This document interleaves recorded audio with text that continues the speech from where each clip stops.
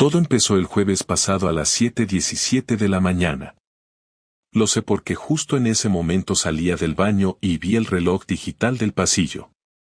Laura estaba en la cocina preparando el desayuno, como siempre, y yo me dirigía a la entrada para sacar al perro. Entonces lo vi. Un chico. Veintitantos, con vaqueros ajustados, sudadera de capucha y el pelo revuelto. Bajaba por las escaleras del edificio con pasos rápidos, mirando hacia atrás como si tuviera prisa o miedo. No era de los vecinos. En mi bloque nos conocemos todos.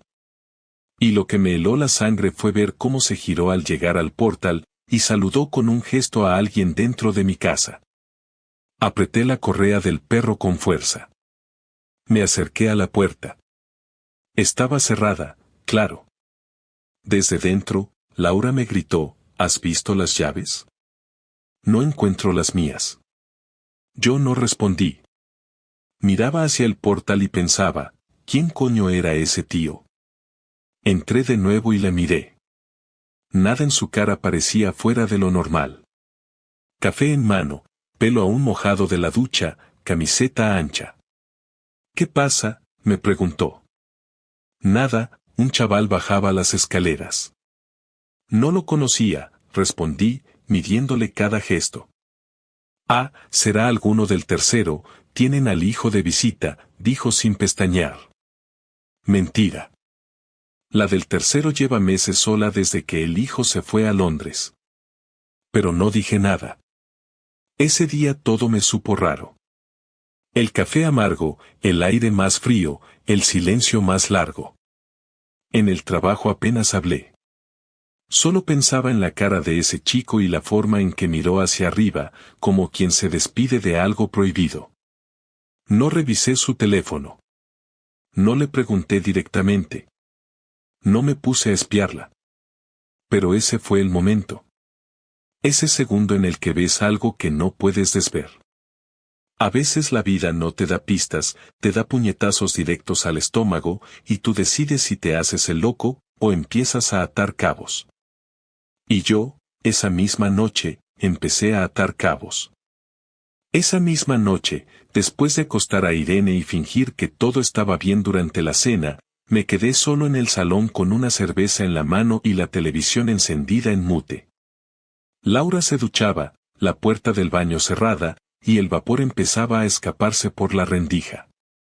No necesitaba revisar su móvil ni revisar su bolso ni nada de eso. Quería saber, pero no desde la trampa, sino desde la lógica. Pensé en ese chico.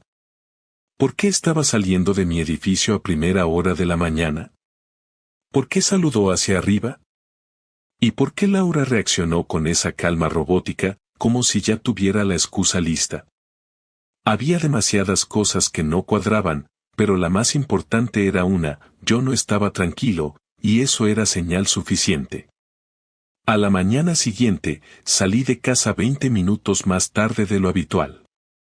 Le dije a Laura que tenía una reunión cancelada y que iría a la oficina más tarde. Ella sintió desde la cocina mientras preparaba la mochila de Irene. En cuanto se fue, bajé por las escaleras, salí a la calle y crucé al otro lado de la avenida, justo frente a nuestro edificio.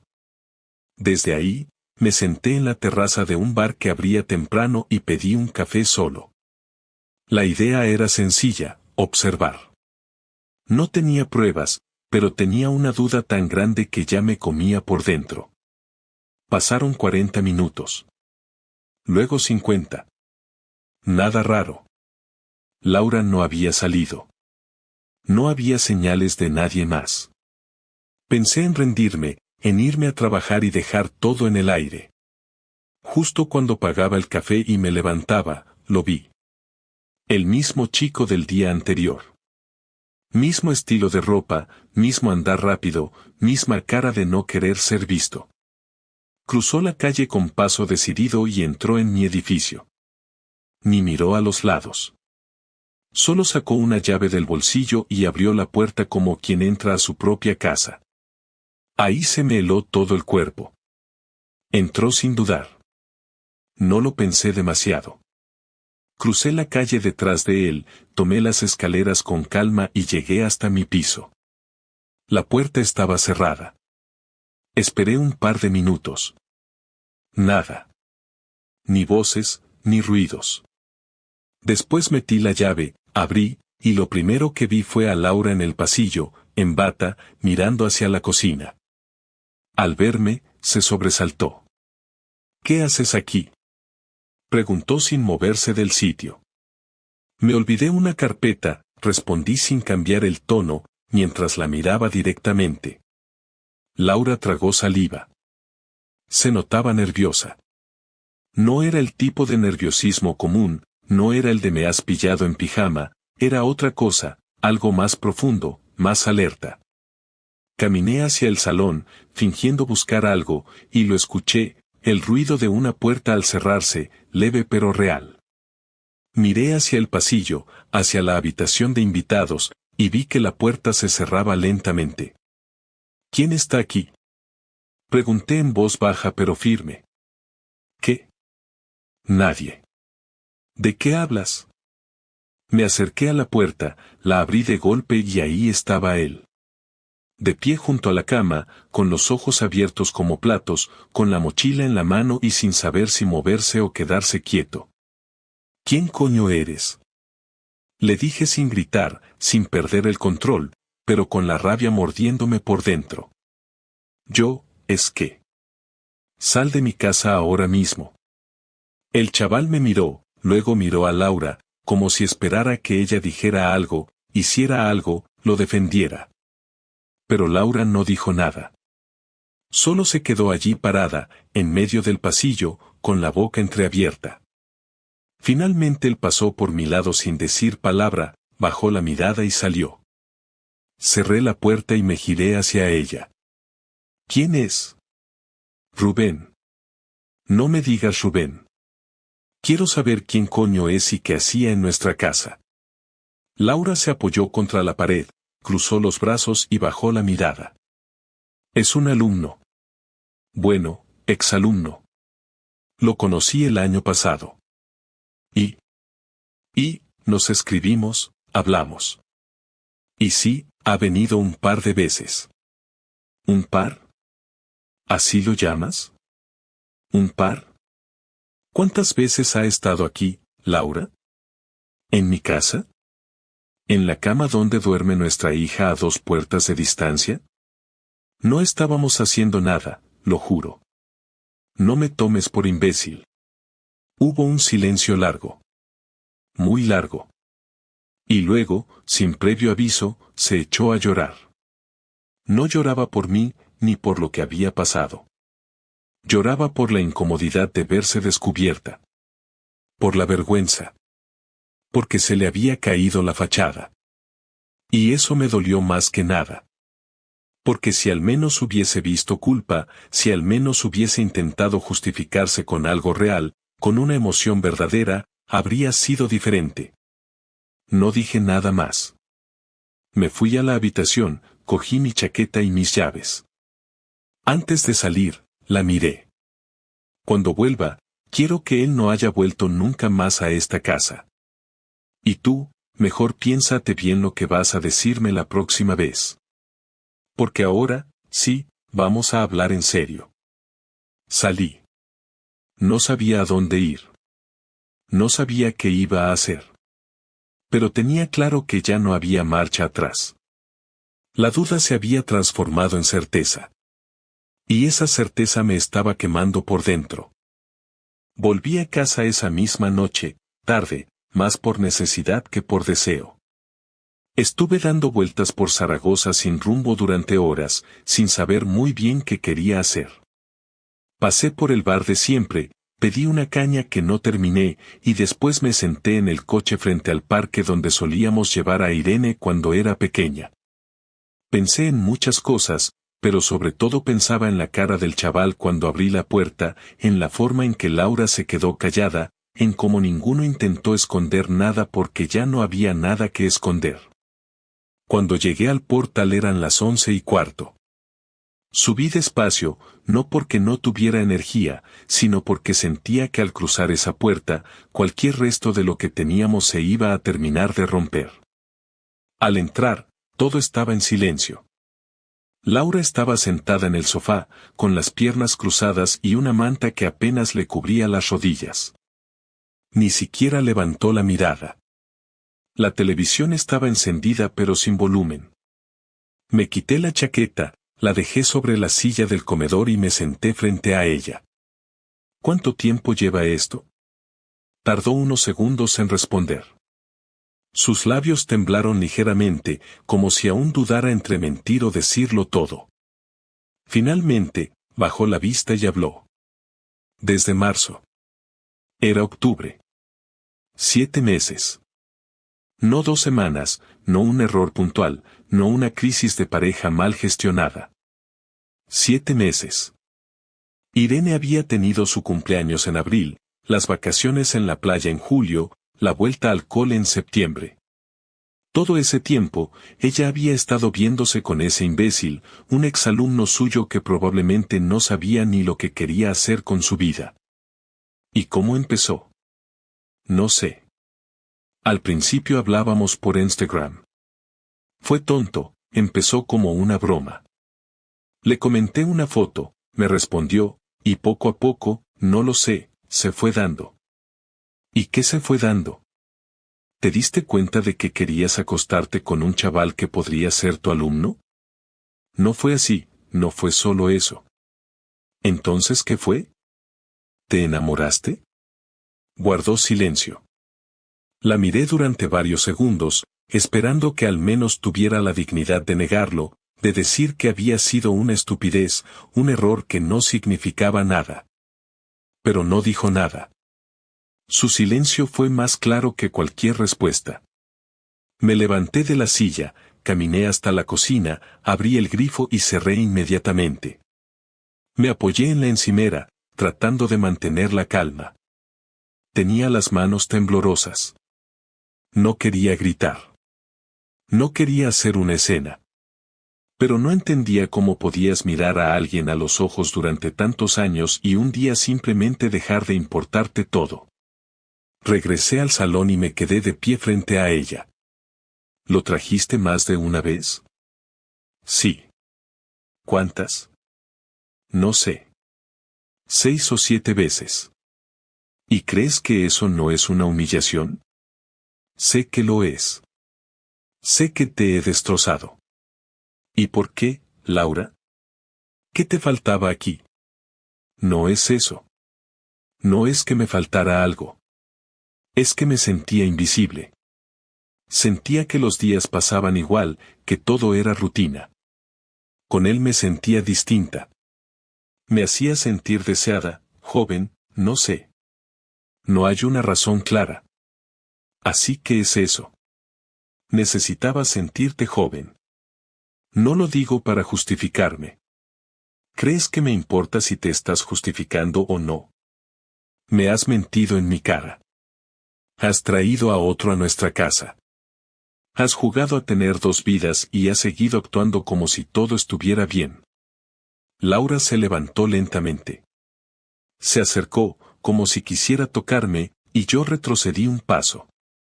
No me toques. Ni se te ocurra. Rubén, por favor. No estoy pidiendo que me perdones. Solo quiero que me escuches. Ya te escuché. Ya sé lo que eres. Y lo peor de todo es que ni siquiera lo niegas. Ni siquiera tienes vergüenza. Has puesto en riesgo todo por un capricho, por un ego inflado por un crío. No es solo sexo, no lo era. No lo empeores. No me digas que te enamoraste, no me digas que era amor. No me lo vendas como algo profundo porque solo lo hace más sucio. Nos quedamos mirándonos. Su cara ya no mostraba lágrimas. Solo tenía esa expresión de resignación, como si todo esto ya lo hubiera pensado antes, como si este momento ya lo hubiera vivido en su cabeza 1000 veces. Me senté de nuevo y respiré hondo. No sé qué vas a hacer. No sé si quieres irte, si quieres quedarte. Pero esto no va a seguir igual. Quiero que sepas que, aunque no te eche hoy, nuestra relación no existe más. A partir de este momento, somos dos personas que comparten una casa por una hija en común.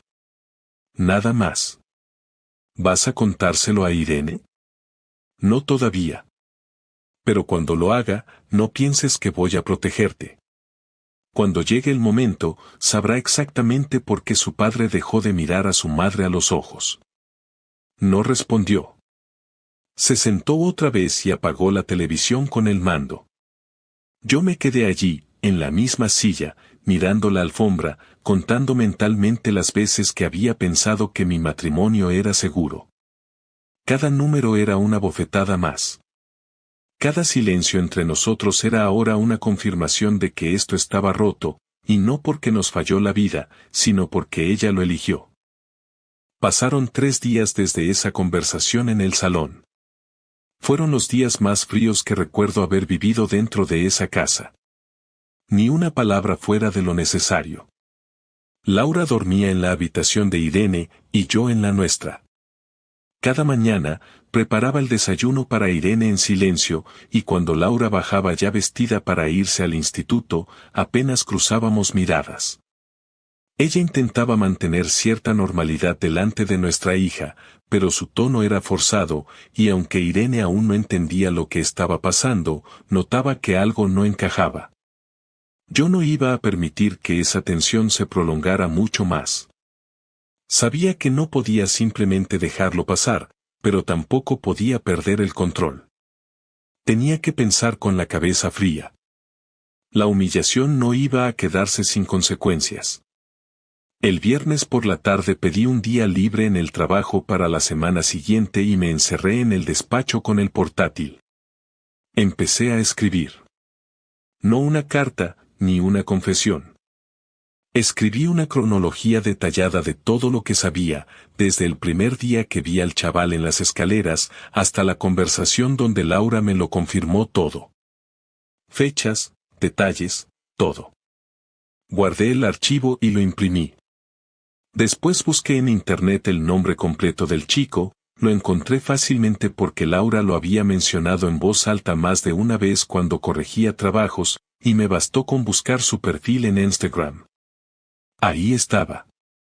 Decenas de fotos, comentarios, incluso una donde aparecía con una mochila que yo reconocí como la misma que llevaba el día que lo encontré en mi casa. Descargué imágenes, capturas de pantalla de sus publicaciones, comentarios con ella, mensajes públicos en los que él la elogiaba. No necesitaba pruebas de una infidelidad para mí. Ya las tenía. Lo que necesitaba era algo para arrastrarlos por el barro, para que al menos el daño que me habían hecho no quedara solo dentro de estas paredes. No soy un hombre de venganza fácil. Pero esto no era una pelea, ni una discusión de pareja. Esto era una traición completa, una falta de respeto en mi propia casa, con mi hija en el cuarto contiguo mientras ellos se revolcaban como si fueran dueños de todo. Era inaceptable. Así que el domingo por la noche, cuando Irene se fue a dormir, le pedí a Laura que me acompañara al salón. Se sentó sin protestar. He decidido que vamos a separarnos. Lo antes posible. Laura bajó la cabeza. No parecía sorprendida. Lo entiendo. No estoy aquí para que lo entiendas. Estoy aquí para que sepas que no me voy a ir de esta casa sin que todo el mundo sepa lo que hiciste. Rubén, por favor. No, no empieces. Escúchame bien. Ya tengo todo listo. El lunes iré al abogado. Ya tengo las pruebas que necesito. Y no me refiero solo a pruebas para el divorcio. Me refiero a lo que vas a vivir cuando tus padres reciban la carpeta que preparé, cuando el director del instituto vea las conversaciones entre tú y ese chaval, cuando el consejo escolar tenga que decidir si una profesora que mantiene relaciones con un exalumno puede seguir en su puesto. Ella palideció. Por primera vez desde que todo empezó, vi miedo en su cara. No puedes hacer eso. Claro que puedo. Y lo voy a hacer. Tú jugaste con fuego. Te metiste con alguien que apenas ha salido del cascarón y pensaste que no habría consecuencias. Pues ahora las tienes. Voy a asegurarme de que este episodio te acompañe por el resto de tu vida. Vas a arruinarme. Ya estás arruinada, Laura. Lo único que estoy haciendo es ponerle nombre a lo que eres. Intentó levantarse, pero yo no me moví. Se quedó sentada, sin saber qué hacer con las manos, como si de repente se diera cuenta de que todo lo que tenía se le estaba yendo de las manos. Yo no iba a levantar la voz, ni a dar portazos. Lo que iba a hacer era mucho más certero. Iba a desarmarla por completo. Había pasado más de una década cuidando de ella, dándole estabilidad, cubriendo sus errores, organizando nuestras vidas para que todo fuera más fácil para los tres. No era justo que ella saliera de esto solo con algo de vergüenza. Tenía que sentir lo mismo que yo había sentido. Tenía que perder algo. Tenía que saber lo que es mirar a todos a los ojos y no encontrar ninguno que te devuelva respeto. El lunes por la mañana fui al despacho del abogado. Le conté todo, sin rodeos. Él asintió, tomó nota y me aseguró que el contenido de los mensajes y las pruebas podían inclinar las condiciones del divorcio a mi favor.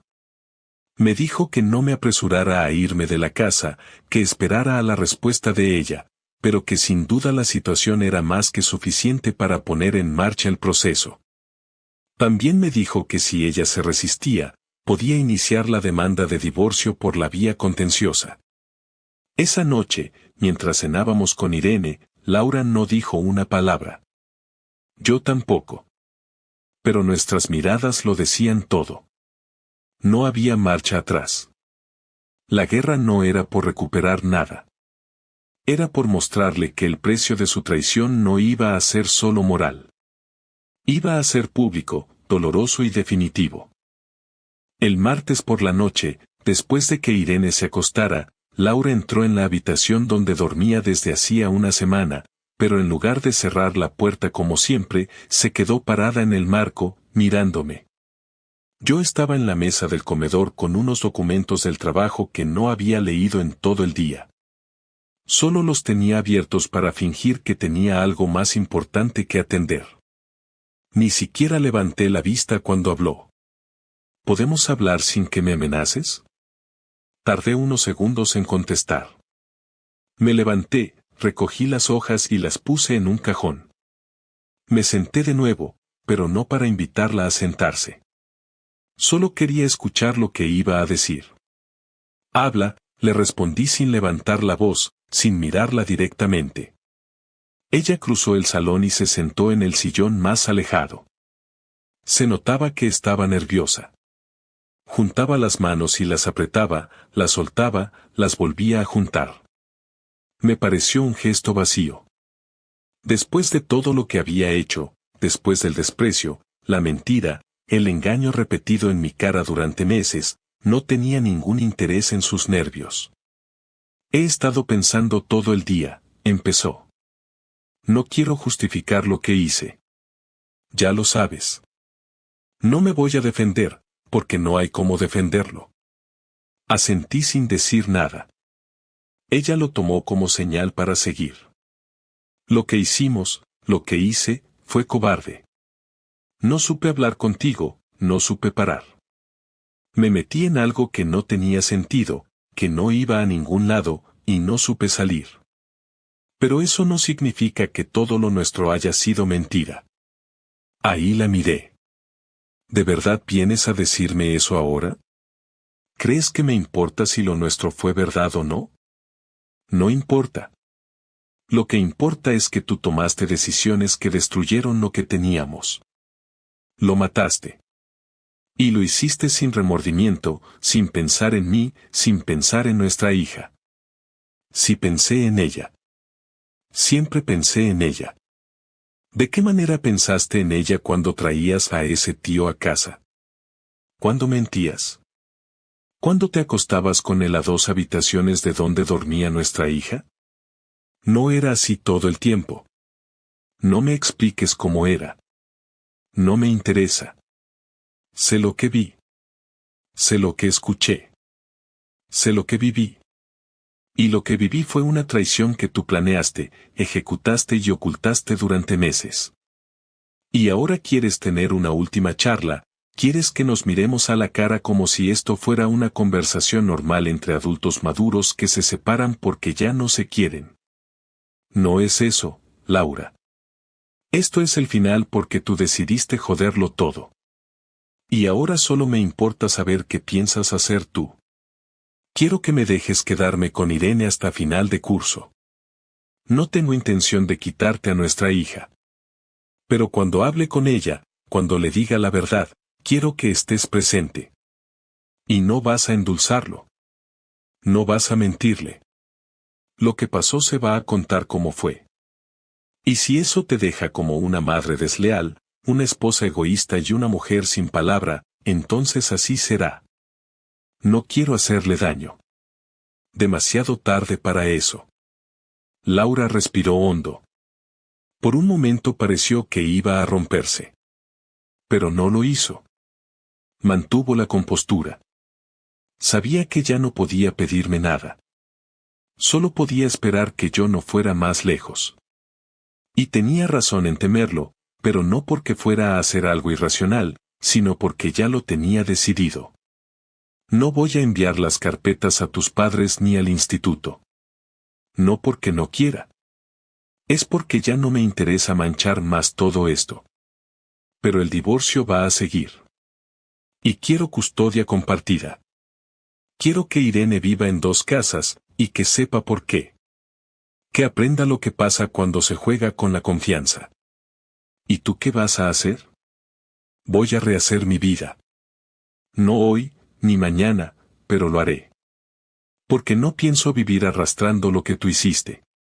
Laura bajó la mirada. Ya no tenía fuerzas para discutir. Ni siquiera intentó pedirme otra oportunidad. Sabía que no había espacio para eso. No después de lo que había hecho. No después de verla reírse con ese chico en las fotos, de leer los mensajes donde se burlaban de mí, de saber que cada día que yo salía por esa puerta, ella contaba las horas para abrirle la suya a otro. ¿Y cuándo se lo diremos a Irene? El sábado. No antes. Quiero prepararlo bien. Está bien. Se levantó despacio. Caminó hacia su cuarto sin decir nada más. No hubo abrazo, ni intento de reconciliación, ni lágrimas. Solo 2 personas que habían vivido juntas durante más de una década y que ahora compartían un silencio más grande que todo lo que habían dicho antes. Me quedé sentado mirando la silla vacía donde ella había estado. No sentí alivio, ni rabia. Solo cansancio. Y una idea constante, lo peor ya había pasado, pero lo que venía ahora no iba a ser fácil. Aunque por primera vez en mucho tiempo, tenía claro lo que quería. El sábado llegó con una tensión distinta. Desde temprano se sentía en el ambiente que algo iba a pasar. Irene había notado que no dormíamos en la misma habitación, pero nunca preguntó directamente. Era lista. Más lista de lo que queríamos aceptar. Laura preparó el desayuno, yo puse la mesa, y los 2 actuamos como si no estuviéramos esperando el momento exacto para romperle una parte de su mundo. Cuando terminó de comer, le pedimos que se quedara un rato más en la mesa. Ella frunció el ceño, como si ya intuyera que venía algo serio. Laura la miró, luego me miró a mí, y esperó a que yo hablara primero. Irene, vamos a decirte algo importante. Tu madre y yo vamos a separarnos. Ella no dijo nada. Solo bajó la cabeza y jugueteó con una servilleta que tenía entre las manos. Esperamos un momento, por si quería preguntar algo, pero no lo hizo. Así que continué. No es culpa tuya. No tiene nada que ver contigo. Vas a seguir viendo a los 2, vamos a organizarnos para que no te falte nada y para que esto te afecte lo menos posible. Pero es una decisión que ya está tomada. ¿Por qué? Laura me miró. Sabía que venía esa pregunta. Sabía que tenía que ser yo quien respondiera. Porque ha habido errores. Errores graves. Cosas que no se pueden arreglar. Tu madre hizo algo que rompió la confianza entre nosotros, y yo no puedo seguir en esta relación. Eso es todo. Irene se quedó callada unos segundos más. Luego se levantó de la silla y se fue a su habitación sin decir palabra.